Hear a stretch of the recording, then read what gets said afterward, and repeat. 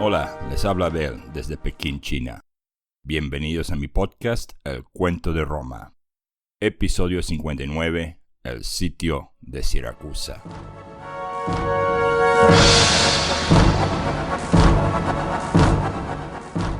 El viento, tan omnipresente en Tarento, desapareció, y Pirro sentía el calor y la presión del aire a pesar de que ya era de noche.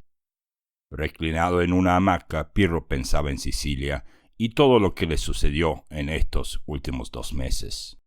La desastrosa victoria en Asculo, la pérdida de 3 de sus mejores amigos en esa misma batalla, sobre todo porque esos amigos también eran 3 de los mejores oficiales que Pirro tenía.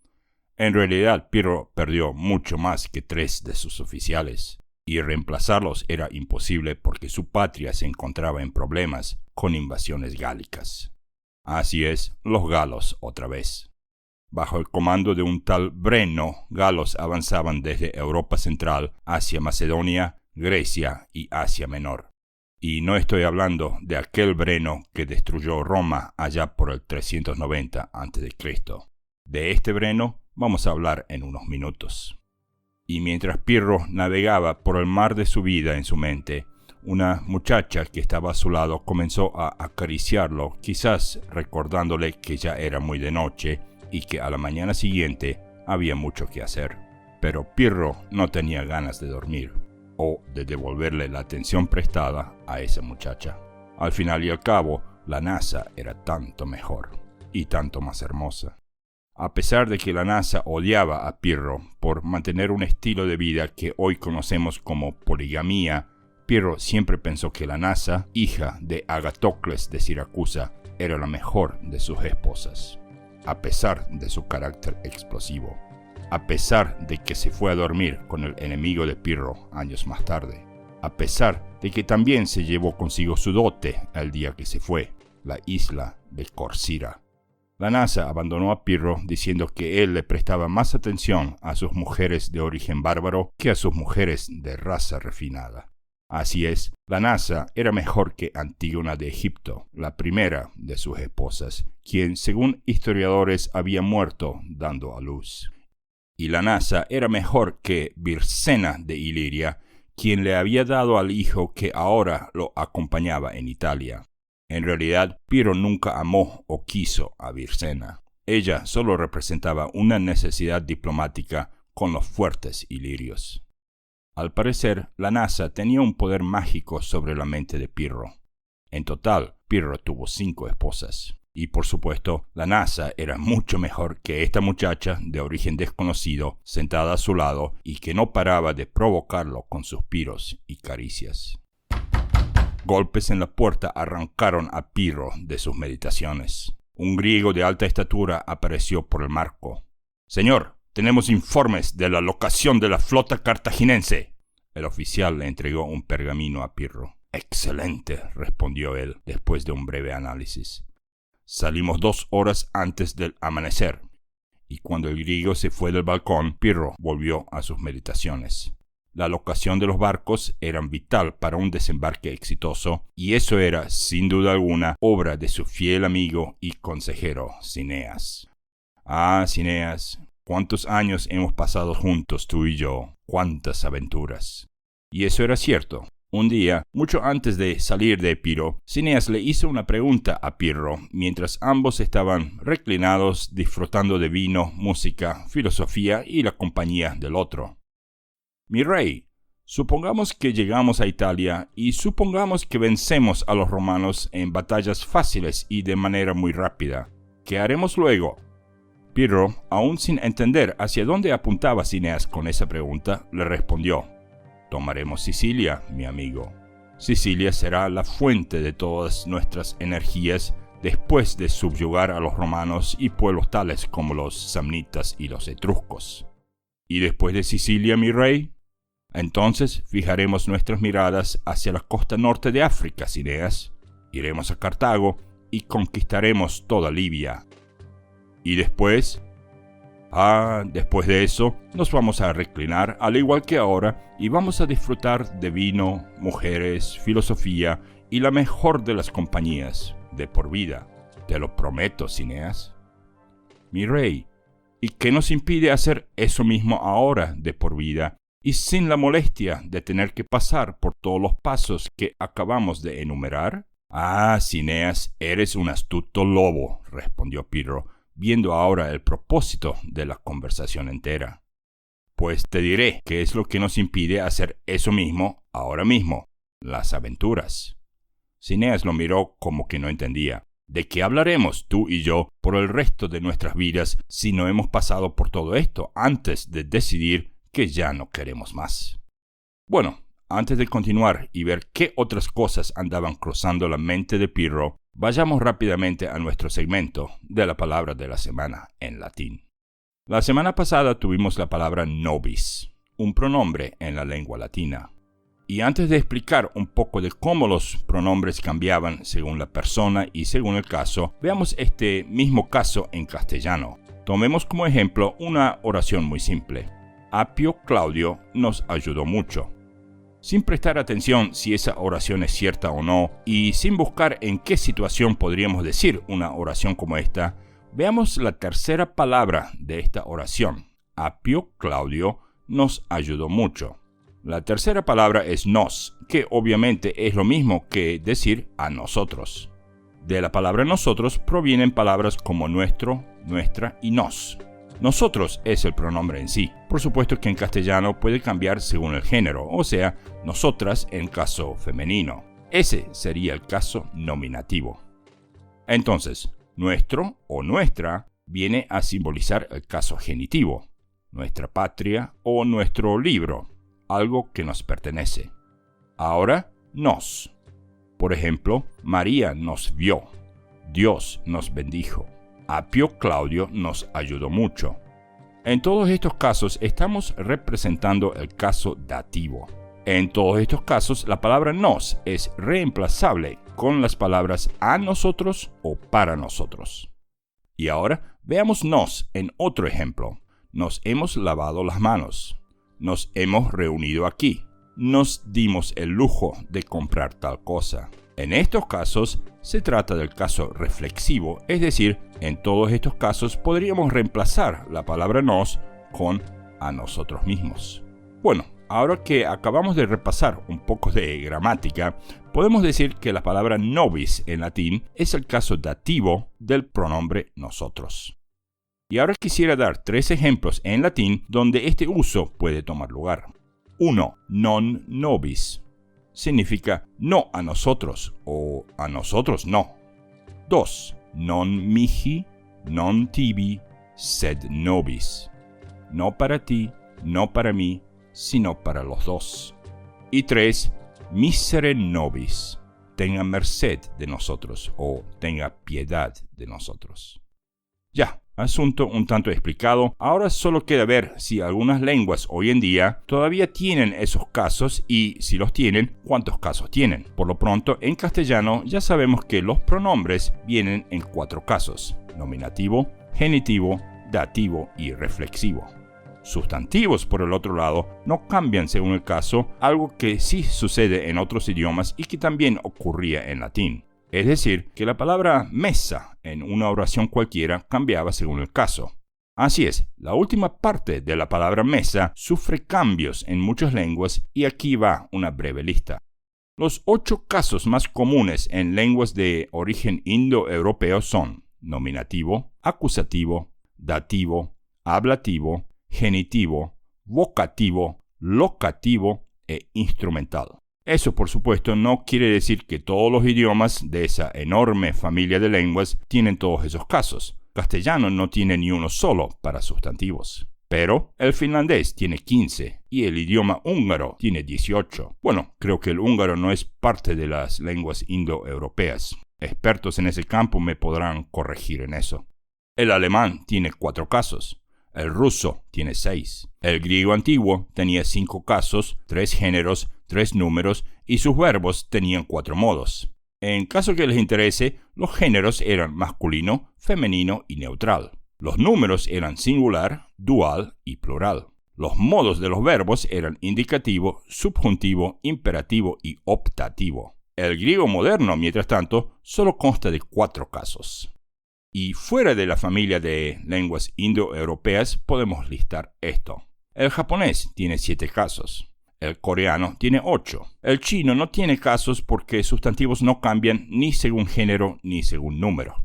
Y como vivo en Pekín desde el 2010 y como hablo el chino bastante bien ahora, quiero incluir un paréntesis de 2 minutos acerca de percepciones gramaticales básicas del chino en los ojos de un extranjero viviendo en China, como el caso mío.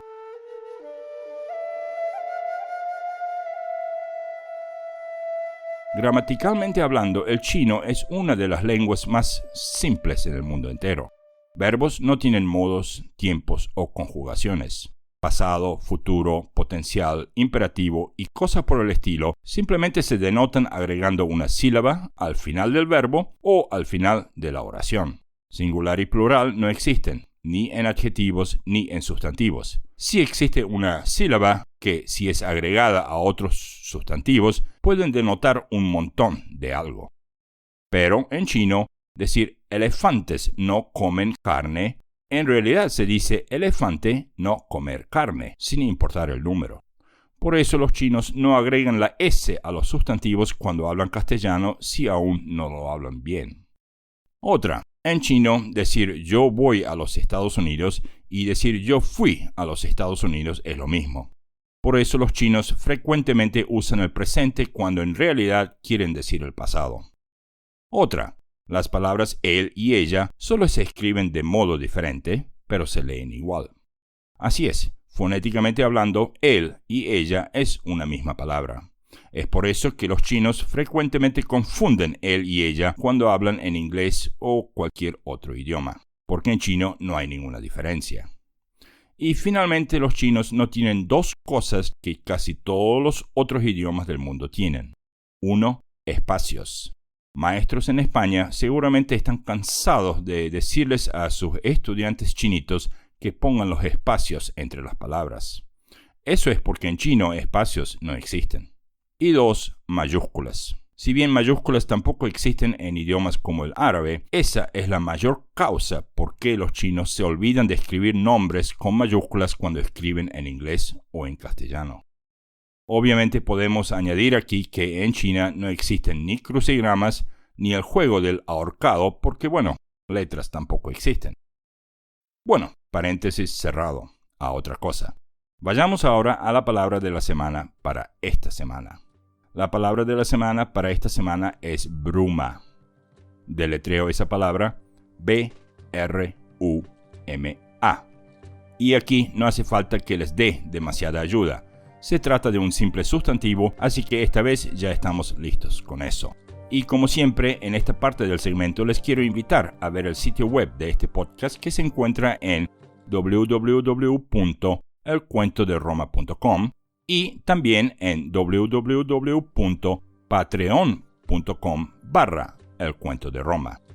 Y ahora quisiera brevemente dar las gracias a Raúl Alejandro y a Raquel, que recientemente se han unido a nuestra página de Patreon. Así que Raquel, muchas gracias por su aporte y espero verla aquí en Pekín el año que viene. Y gracias Raúl Alejandro nuevamente. Ahora sí, volvamos a Pirro, quien aún está descansando en el balcón de su residencia en la ciudad de Tarento. A la mañana siguiente, las tropas, estacionadas dentro de las murallas de Tarento, saldrían a marchar hacia el estrecho que separaba Italia de Sicilia. Será una marcha de una semana, quizás un poco más. Cineas, que obviamente ya andaba muy activo en Sicilia, le venía mandando mensajes a Pirro de todo lo que sucedía en la isla. Muy bien, Cineas, vales el peso de tu cuerpo en oro. Con esos pensamientos, finalmente Pirro decidió que era hora de encargarse del tema de la muchacha. No les llevó demasiado tiempo y al final Pirro ni siquiera supo su nombre o si ella era una esclava o no. Quizás fue enviada por una de las tantas familias de esa ciudad. Luego Pirro logró dormirse. y cuando a la madrugada las tropas empezaron a salir de sus cuarteles, el nuevo jefe de la agema de Pirro lo despertó con una pregunta. «Mi rey, ¿qué hacemos con el médico?» Pirro, medio dormido, necesitó de un momento hasta que se acordó del tema. «¿Esa serpiente? Pues que siga pudriéndose donde está». El oficial entendió, saludó a su rey y de un solo golpe cerró la puerta. Resulta que unas semanas antes, uno de los médicos personales de Pirro, un hombre llamado Nicias, se había puesto en contacto con las tropas romanas y les ofreció envenenar a Pirro a cambio de favores personales y a cambio de inmunidad y ciudadanía romana. Los romanos, mejor dicho, Fabricio Lusino, cuando se enteró de eso, lo invitó a Nicias a su campo militar. Nicias, pensando que el encuentro sería para hablar de los detalles del atentado, apareció en el campo militar del romano sin ningún tipo de dudas. Pero cuando el médico fue arrestado por los romanos y cuando fue entregado a Pirro por Lusino, la vida del médico se fue un 100% al sur. Interrogado por Pirro, el hombre confesó todo acerca de sus planes.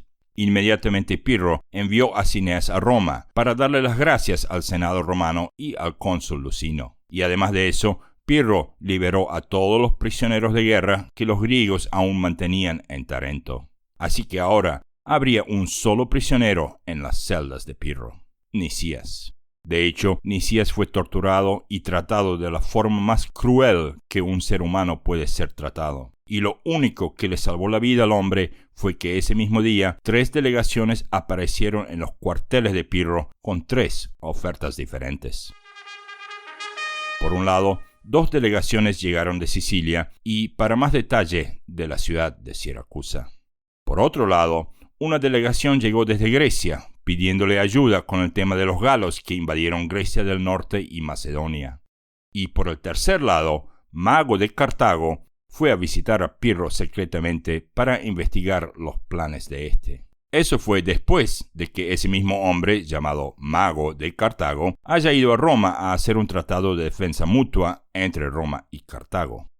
Cartago temía que si Roma caía, Cartago se las iba a ver con Pirro. Por lo tanto, era en el mejor interés de Cartago darle una mano a los romanos. Y fue así que en este año romanos obtuvieron una alianza con Cartago, de la cual vamos a hablar más en detalle durante nuestro próximo episodio, precisamente llamado Alianza con Cartago. Como dato interesante, puedo decirles ya mismo que Polibio, un historiador griego al que pienso incluir en nuestros episodios de biografías tan pronto como pueda, descubrió documentos de esas alianzas escondidos en una librería de Roma. La última de esas alianzas era en contra de Pirro. Bueno, entonces veamos un poco más acerca de las otras 2 embajadas. Y empecemos así. Un hombre llamado Breno, ninguna relación familiar con el galo Zenón que ocupó Roma por unos 7 meses allá en el 390, avanzó con tropas desde Europa Central hacia el sur. Arrasaron con Iliria y arrasaron con Macedonia. Eran cientos de miles y las tropas griegas de repente se vieron frente a un enemigo al que no sabían cómo derrotar. En realidad, primeramente, los griegos y los macedonios creyeron que esas invasiones de bárbaros serían muy fáciles de vencer, pero no fue así. En nuestro mismo año, el 279 a.C., el rey de Macedonia, un tal Ptolomeo Serauno, fue vencido, asesinado y decapitado por esos galos de una manera bien brutal. La cabeza de Serauno fue paseada por toda la región y, lógicamente, ahora los griegos tomaron la invasión de los galos muy en serio. Los galos siguieron encaminándose hacia el sur y la ayuda de Pirro era urgente, según la delegación. Los griegos volvieron a perder en 2 enfrentamientos más hasta que lograron parar esa avalancha en la localidad de Delfos. Así es, ese mismo Delfos donde estaba el famoso oráculo de Delfos. Según fuentes, el cacique Breno fue herido en esa batalla y murió de esas heridas unos meses más tarde. Ahora los galos, sin un claro líder al frente de sus hordas, iniciaron otra invasión, esta vez hacia Asia Menor. lograron pasar por Grecia y terminaron asentándose en la región que hoy conocemos como Galacia. De ahí el nombre, Galos, Gálatas. Bueno, ahora veamos la otra opción que se le presentó a Pirro ese mismo día. Según Plutarco, hombres de las ciudades de Agrigento, Siracusa y Leontini fueron a pedirle asistencia militar en contra de los cartaginenses y para sacarse de encima otra plaga que había surgido en ese tiempo, los mamertinos. De ellos vamos a hablar en más detalle también, ya que nuestro episodio 64 lleva ese nombre, los mamertinos o hijos del dios Marte. Y según Plutarco, Pirro terminó eligiendo Sicilia, ya que la isla se encontraba mucho más cerca de su deseo secreto, convertirse en rey de Sicilia. No nos olvidemos que Agatocles, el tirano de Siracusa, era el padre de Lanasa, y que el hijo que ahora cabalgaba al lado de Pirro era hijo de Lanasa. Tomar el trono de Sicilia en nombre de Agatocles era como un paso muy legítimo para Pirro. Además, Sicilia era como una tabla de salto a toda África. Por supuesto que eso no le gustó ni medio a los ciudadanos de Tarento, y ellos le pidieron que o bien terminara su misión y su promesa aquí en Italia, o bien que deje la ciudad de Tarento tal como la había encontrado. Pirro se fue de Tarento sin darles una respuesta oficial. Pero Pirro sí dejó 8.000 soldados en Tarento junto a Milo de Tarento. Alejandro, el otro hijo de Pirro, también se quedó allí. Y a medida que las tropas de Pirro avanzaban hacia el estrecho de Mesina, los cartaginenses se venían preparando. Y al mismo tiempo, dos hombres que eran considerados como los dos hombres más importantes de ese tiempo en Sicilia, Tenón y Sóstrato, también se preparaban para recibir a Pirro en Sicilia. Entre los dos gobernaban la ciudad de Siracusa. Tenón estaba al mando de una de las islas estratégicas enfrente a la ciudad y Sóstrato gobernaba la ciudad misma. Pero eso no sería importante si no fuese que entre los dos, Tenón y Sóstrato, se estaban dando guerra ya por años. Ahora, ya cansados de tanta guerra civil y con la amenaza de Cartago en el horizonte, ambos enviaron gente a recibir a Pirro como el héroe de la década. Los cartaginenses para ese entonces ya se acercaban a Siracusa con todos sus ejércitos. Y así, el sitio de Siracusa comenzó justo un par de semanas antes de la llegada de Pirro. Los cartaginenses bloquearon el puerto y 50.000 hombres, más torres de asedio, catapultas, espolones y puentes de asalto, todo eso se encontraba justo afuera de las puertas de la ciudad. Cuando Pirro intentó cruzar el estrecho entre el continente y la isla, se encontró que naves de Cartago lo andaban buscando para, por supuesto, hundirlo. Pirro logró esquivar ese ataque y terminó desembarcando mucho más al sur de Mesina, en una localidad llamada Tauromenio. Hoy en día, Tauromenio se llama Taormina. Allá, el rey y tirano de esa ciudad, un hombre llamado Tindarión, le dio la bienvenida y le prestó 5.000 soldados más para su campaña en Sicilia. Para ese entonces, ya estamos en el primer mes del año 278 a.C. Según otras fuentes, Pirro siguió navegando a lo largo de la costa y no le permitió a sus tropas desembarcar hasta que llegaron a otra localidad llamada Catana. Una vez en Catana, donde también recibió refuerzos para su ejército, ya todo el mundo desembarcó. Entonces, para repasar, la flota de Pirro estaba compuesta de 60 triremes, además de unos 200 buques de transporte para trasladar sus fuerzas de invasión a Sicilia. Esa fuerza de invasión estaba compuesta de 10.000 soldados de infantería y el resto de los elefantes que tenía. También tenía unos 1.200 soldados de caballería. En Catana recibió 5.000 soldados más. Pero ahora que estaba en tierra firme, el avance era más lento. Hasta que Pirro llegó a Siracusa pasaron meses, durante los cuales los cartaginenses casi lograron conquistar las murallas de esa ciudad en más de una ocasión. Pero cuando las fuerzas de Cartago vieron a las tropas de Pirro en el horizonte, todo el tema del asedio terminó. En menos de lo que canta un gallo, como dicen en el campo. Así es, las fuerzas cartaginenses tratando de evitar una catástrofe, decidieron retirarse de la ciudad y reagruparse más al oeste. Era hora de hacer los planes bien y de no apresurarse. Tal como Pirro se lo había imaginado, él entró a la ciudad de Siracusa como un vencedor y un liberador. Una entrada victoriosa de aquellas. Y encima de eso, y en menos de un día, Pirro logró allanar todas las diferencias entre Tenón y Sóstrato. Vaya diplomacia, la paz entre los dos líderes volvió a un día de la llegada de Pirro. La gente gritaba, bailaba y cantaba de alegría. El rey de Sicilia había llegado. Pirro terminó añadiendo la flota de Siracusa a su propia flota. Eso eran unos 120 barcos cubiertos y 20 barcos de guerra sin cubierta, más una nave real. De la ciudad de Leontini, Pirro recibió 4.000 soldados de infantería y 500 unidades de caballería. Pirro también recibió una embajada desde Cartago pidiendo paz.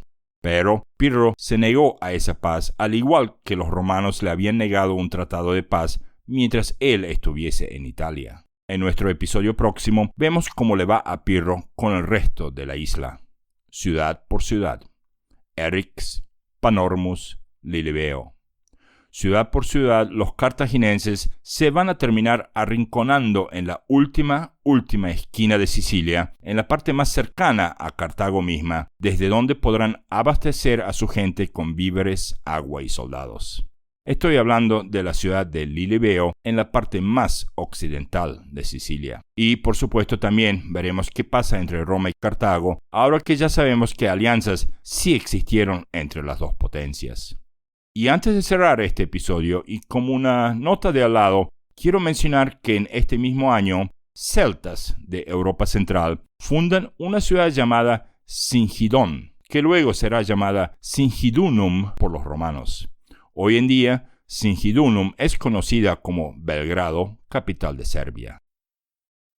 Y por fin, vamos a poder unir dos ramas de una familia que, por demasiadas generaciones, estaban separados entre dos continentes. Vamos a oír de miembros de nuestra saga familiar en Cartago.